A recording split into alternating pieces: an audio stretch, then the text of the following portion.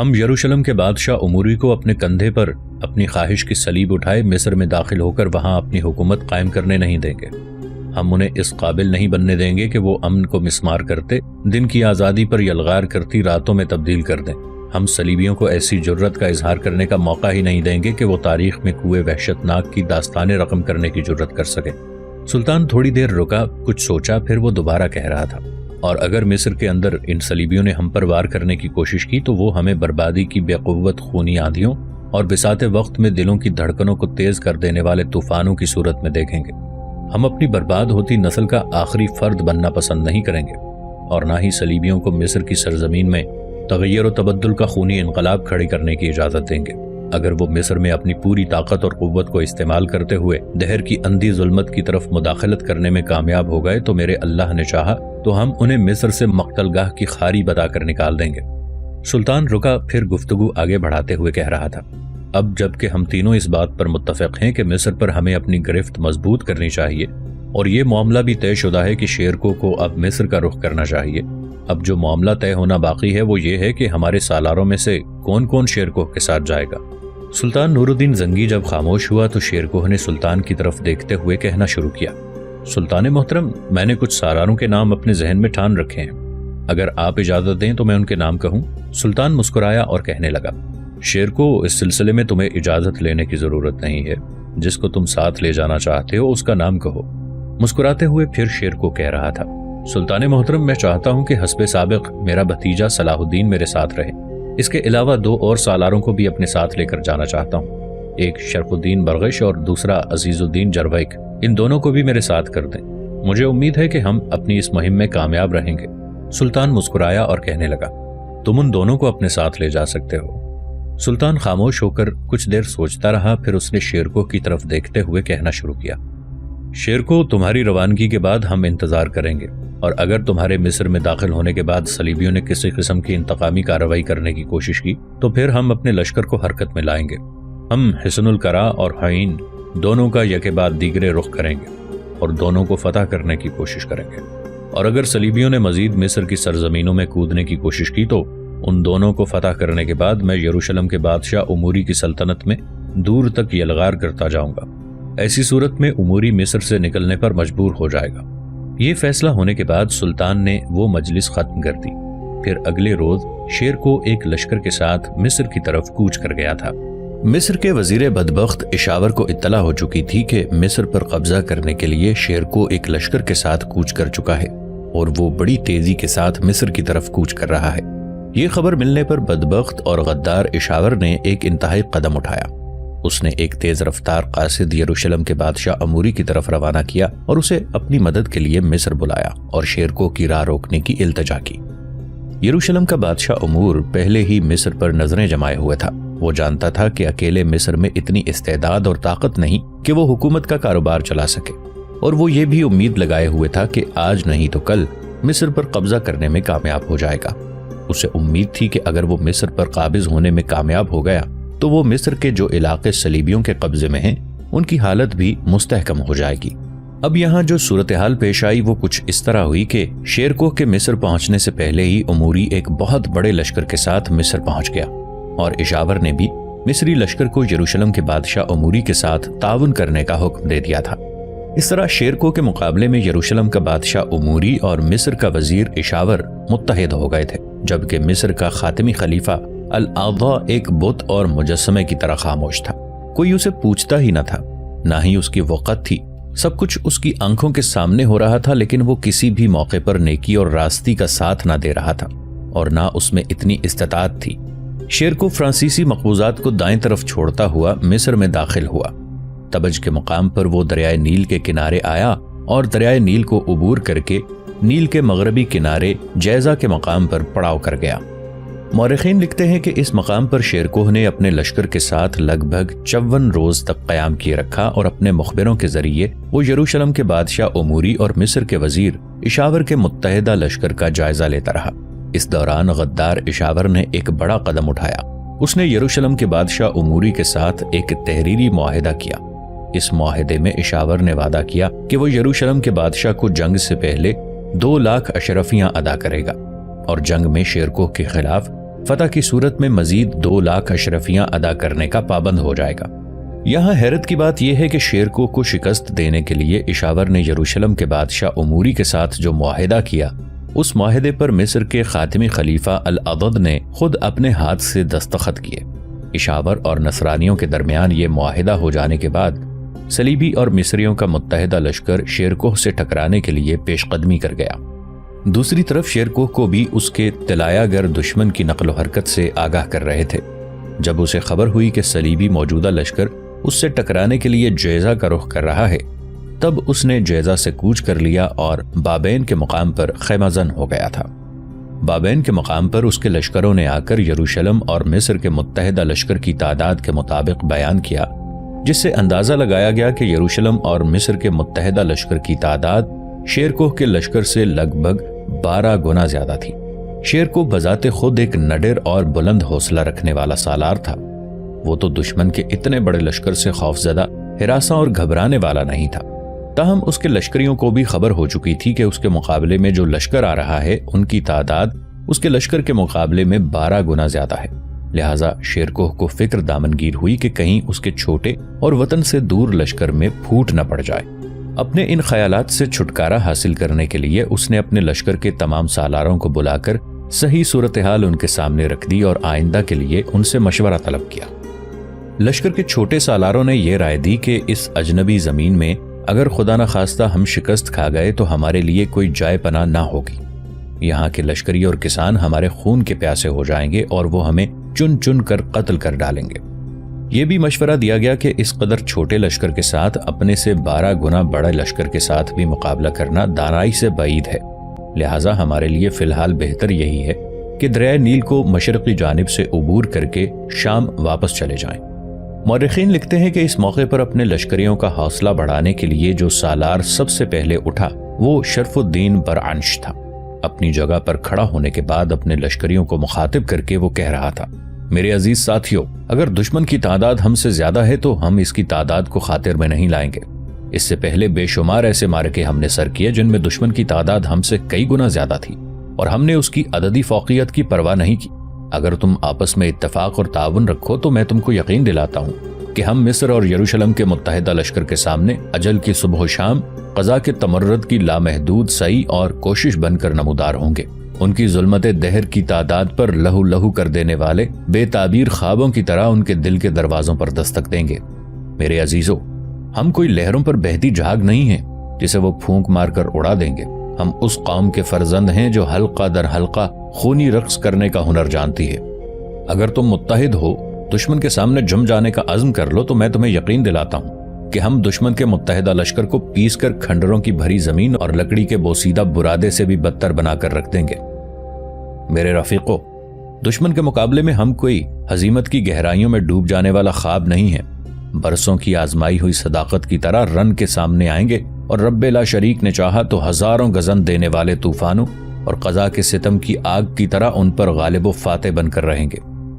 تھوڑی دیر کے لیے شرف الدین برغش رکا، پھر اپنے ساتھیوں کو پہلے سے بھی زیادہ بلند اور پرجوش آواز میں مخاطب کرتے ہوئے کہہ رہا تھا، دشمن کے خوف سے پیٹ پھیر کر وطن واپس لوٹ جانا بزدلی اور اپنے دیس، اپنے وطن، اپنی سرزمین، اپنے دین سے نمک حرامی ہے۔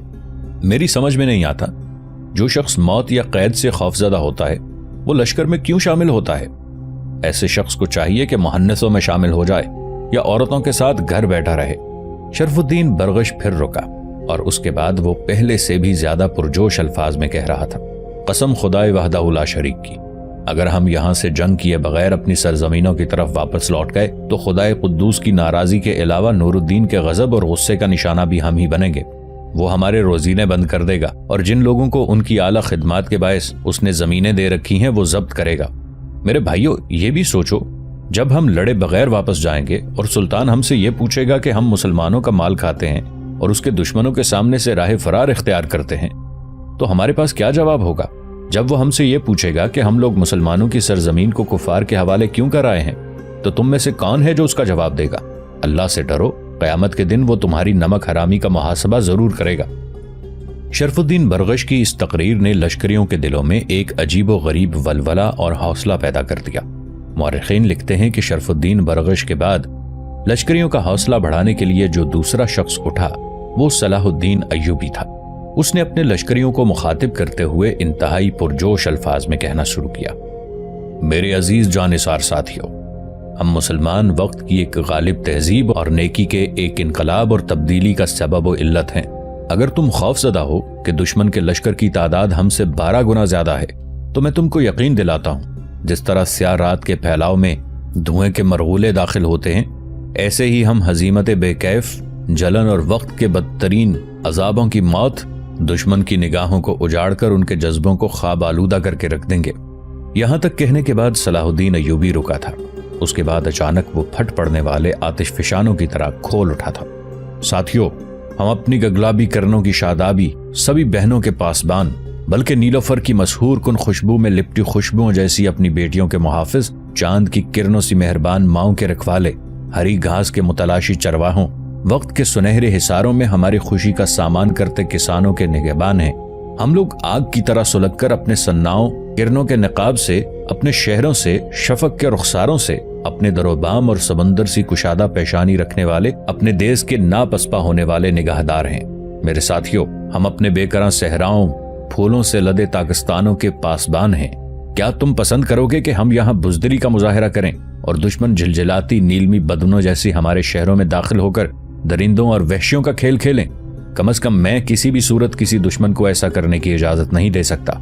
यहां तक कहने के बाद सलाहुद्दीन रुका।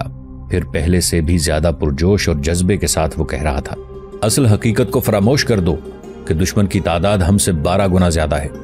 अगर तुम जानिसारी का मुजाहिरा करते हुए, अपने आबाओ अजदाद के कारनामों को सामने रखते हुए, अपनी खुद एतमादी, अपने जज्बों, अपने वलवलों को बहाल रखो, तो मैं सलाहुद्दीन तुम्हें यकीन दिलाता हूं कि दुश्मन के लश्कर में हम इस तरह घुसेंगे जैसे हुदहुद के तालाब में रक्स करते खूनी धब्बे नमूदार हो जाते हैं। जिस तरह शबनम के कतरों के अंदर सूरज की तेज शुआएं अपना रास्ता बनाती हुई घुस जाती हैं। मेरे अजीज साथियों, किल्लत और कसरत के इस मामले को फरेब समझकर इसे अपने जहनों से निकाल दो। हम तुम्हारे सालार तुम्हारे आगे आगे होंगे और तुम्हें यकीन दिलाते हैं कि दुश्मन के सामने हम अल्फाज इज़्तराब और अबद तक न थमने वाले तूफानों की तरह आएंगे और हर सूरत में शिकस्त, हजीमत और बदबख्ती को इसका मुकद्दर बना के रख देंगे। इन अल्फाज ने लश्कर के अंदर एक अजीब सा जुनून, जोश, जज्बा और हिम्मत और अजमत का समा बांध के रख दिया। सबसे पहले अजीजुद्दीन जरवैक अपनी जगह से उठा और पुरजोश और जज्बे में तकबीरें बुलंद करते हुए दुश्मन के खिलाफ जम जाने का अहद करने लगे थे। सलाहुद्दीन के खिताब के बाद अजीजुद्दीन जरवैक की तकबीरें बुलंद करने और फिर मुख्तसर से लफ्जों में अपने लश्कर के जज्बात उभारने के बायस लश्करियों के अंदर जोश का एक तूफान उठ खड़ा हुआ था। सारे लश्करी अपनी बरहना तलवारें फजाओं में बुलंद करने के लिए और यरूशलेम के मुत्तहिदा लश्कर के खिलाफ जान की बाजी लगाने के लिए नारे बुलंद कर रहे थे। ये सूरत हाल वही थी जो शेर को चाहता था। अपने लश्करियों की ये हालत देखते हुए उसके चेहरे पर बड़ी खुशगवार मुस्कुराहट फैल गई थी। फिर उसने सलाहुद्दीन, शरफुद्दीन और अजीजुद्दीन जरवैक को अपने पास बुलाया। तीनों जब उसके पास आए तो उन्हें मुखातिब करके शेर को कहने लगा, मेरे अजीजों, मैं लश्कर की तरतीब में कुछ तब्दीली करने वाला हूँ। ये तो तयशुदा है कि हम दुश्मन से ऐसे टकराएंगे कि उसकी सारी कुव्वत को पाश पाश करके रख देंगे। मामूल के खिलाफ इस बार अपने भतीजे सलाहुद्दीन को कल्ब लश्कर का कमांडर बनाता हूँ। खुद मैं मेमना में रहूंगा, मेरे साथ अजीजुद्दीन जरवैक होगा, जबकि शमसुद्दीन तुम्हारी कमांडरी में मैसरा रहेगा। मेरे अजीज साथियों, मैं एक अरसा सलीबियों के साथ बरसरे पैकार रहा हूँ। सुल्तान नूरुद्दीन के अलावा सुल्तान इमादुद्दीन के दौर में मैं सलीबियों के खिलाफ बरसरे पैकार रहा हूँ। लिहाजा सलीबी मेरे नाम से ज्यादा शनासा हैं। वो यही ख्याल करेंगे कि मैं कल्बे लश्कर में मौजूद हूँ, लिहाजा वो लश्कर के उसी हिस्से पर अपना पूरा दबाव डालने की कोशिश करेंगे। सलाहुद्दीन मेरे बेटे, जब दुश्मन ऐसा करे उसके लिए कल्ब में मैं नहीं तुम होगे। जब तुम देखना कि दुश्मन अपना पूरा दबाव तुम पर डाल रहा है तो तुम आहिस्ता आहिस्ता पीछे हटना शुरू हो जाना। दुश्मन ये ख्याल करेंगे कि शेरको ने पसपाई इख्तियार कर ली है। वो यकदम ये भी सोचेंगे कि जब शेरको पसपाई इख्तियार करेगा तो उसके दाएं बाएं जो कमानदार होंगे वो आपसे आप पसपाई इख्तियार करके भाग खड़े होंगे। अब जब तुम पीछे हटना शुरू करोगे तो जाहिर है दुश्मन आगे बढ़ेगा। इस मौके पर दाएं बाएं तरफ से मैं और शरफुद्दीन बरगश थोड़ा सा पहलुओं की तरफ से हटते हुए तुम्हें पीछे धकेलने वाले लश्करियों को आगे बढ़ने के लिए मजीद जगह देंगे ताकि उनके ज्यादा से ज्यादा लश्करी आगे बढ़ाएं। फिर जब मैं देखूंगा कि दुश्मन अब हमारी गिरफ्त में आ गया है, तब तकबीरें बुलंद करते मैं अपने काम की इब्तदा करूंगा। میری تکبیروں کے جواب میں شرف الدین برغش بھی ایسا ہی کرے گا۔ اس کے بعد دائیں جانب سے میں اور بائیں جانب سے برغش دشمن پر ضرب لگائیں گے تو ہم دشمن کے پہلوؤں پر دور تک یلغار کرتے چلے جائیں گے۔ اس کے بعد دشمن کے لشکر کا کڑا، وہ حصہ جو کافی آگے بڑھایا ہوگا، صلاح الدین تم اس پر اچانک حملہ آور ہونا اور میرے خیال میں تم اس لشکر کو برباد کرنے میں کامیاب ہو جاؤ گے۔ شرف الدین برغش، صلاح الدین اور عزیز الدین جرویک تینوں نے شیرکو کی اس ترکیب سے اتفاق کیا۔ پھر وہ اپنے حصوں کے لشکر کو حرکت میں لاتے ہوئے دشمن کے لشکر کے عین سامنے آ کھڑے ہوئے۔ جب دونوں لشکروں نے اپنی صفیں درست کر دیں تب حملے کی ابتدا صلیبی اور مصر کے متحدہ لشکر نے کی اور وہ شیرکو کے لشکر پر اندھے خشک بے کراں ہواؤں، سخت صحراؤں کے اندر خون کے پیاسے غراتے بھیڑیوں اور دشت در دشت جوش مارتی اور نفرتوں کی مثال بنتی مسافتوں کی طرح ٹوٹ پڑے تھے۔ شیرکو کے اندازے درست ثابت ہوئے۔ دشمن یہ خیال کر رہا تھا کہ مسلمانوں کے لشکر کی کمانداری شیرکو کر رہا ہوگا، لہٰذا اس پر دباؤ ڈالو۔ اگر اس پر پسپائی کا دور ہوا تو مسلمانوں کی شکست اور ان کی کامیابی یقینی ہو جائے گی۔ سو انہوں نے قلب لشکر پر اپنی ساری توانائی صرف کر دی، لیکن دشمن کی بدنصیبی کے قلب لشکر میں اس وقت شیرکو نہیں صلاح الدین تھا۔ جس وقت قلب لشکر پر زور پڑا تو شیرکو کی تجویز کے مطابق تھوڑی دیر تک دشمن کے حملوں کو روکنے کے بعد صلاح الدین نے اپنے لشکر کے ساتھ پیچھے ہٹنا شروع کر دیا۔ اس کے پیچھے ہٹنے کے عمل کے ساتھ ہی ساتھ شیرکو اور شرف الدین بھی اپنے لشکر کو پہلو کی طرف ہٹانے لگے۔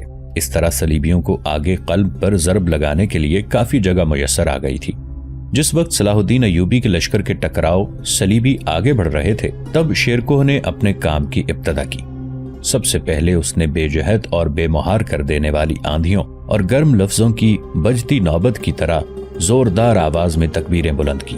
پھر وہ ذلت و پستی کے کفن پہناتی خشونت آمیز سرحدی ہولناکیوں اور روحوں کی نزہت گاہوں، خیالات کی دنیا کے جذبوں تک کو فنا کر دینے والے چنگاڑتے کپڑے پھاڑتے طوفانوں کی طرح حملہ آور ہو گیا تھا۔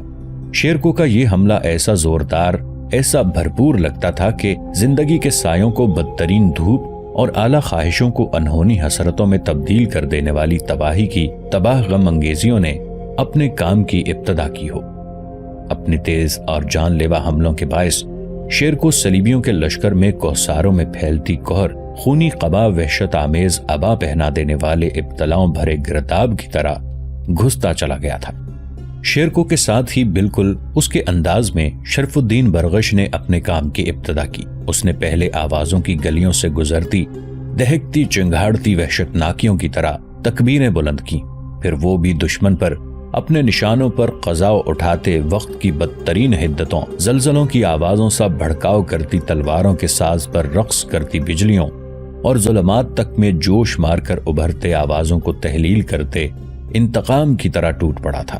شیرکو دائیں جانب سے دشمن کے لشکر میں گھسنا شروع ہو گیا تھا، جبکہ شرف الدین اسی کے انداز میں بائیں جانب سے لمحوں کی بے روک یورش، عذابوں کے خونی قصوں اور سزاؤں کی ہولناک داستانوں کی طرح اپنے سامنے آنے والے صلیبیوں کو کاٹتا ہوا ان کے اندر گھستا چلا گیا۔ شیرکو اور شرف الدین برغش دونوں کے حملہ آور ہونے کے باعث اب صلاح الدین نے اپنے کام کی ابتدا کرنی تھی، اور اس نے اپنے کام کی خوب ابتدا کی۔ اس نے جب دیکھا کہ اس کا چچا شیرکو اور دوسرا سالار شرف الدین برغش بہترین انداز میں اپنا کام کر چکے ہیں، تب اس نے بھی دھکی شعلہ بار چمک، سمندروں کے ابلتے سینے پر برہنہ بگولوں اور کوہستانوں کو بے آب کر دینے والی حدتوں کی طرح اپنا رخ بدلا۔ طے شدہ لاہ عمل کے مطابق اس نے بھی تڑپتی سسکتی خلاؤں میں جہاں جذبوں کو عیاں کرتے اپنے ہونے کا ادراک دیتے جنگل کے فتنوں کی طرح تکبیریں بلند کیں۔ پھر وہ صلیبیوں کے اس لشکر پر جو کافی آگے بڑھایا تھا اور جس پر پہلوؤں پر شیرکو اور شرف الدین برغش کاری ضرب لگا چکے تھے، وہ بھی اس لشکر پر ظلمت شب کے حصار میں تشنگی کا کرب نازل کرتے ہوں کے عکسوں، طوفانوں، خیالات کی حسین وادیوں میں تاریک وسوسوں کے خمار، صدیوں سے برائی پر آمادہ ذہنوں اور لب بستہ حسرتوں کو تباہ و برباد کر دینے والے اضطراب کے بھمر اور درد و الم کی بھڑکتی آگ کی طرح حملہ آور ہوا۔ صلاح الدین کا یہ حملہ ایسا زوردار تھا کہ صلیبیوں کا جو لشکر کافی آگے بڑھایا تھا اسے اس نے کاٹنا اور ان کی تعداد کو بڑی تیزی کے ساتھ کم کرنا شروع کر دیا تھا۔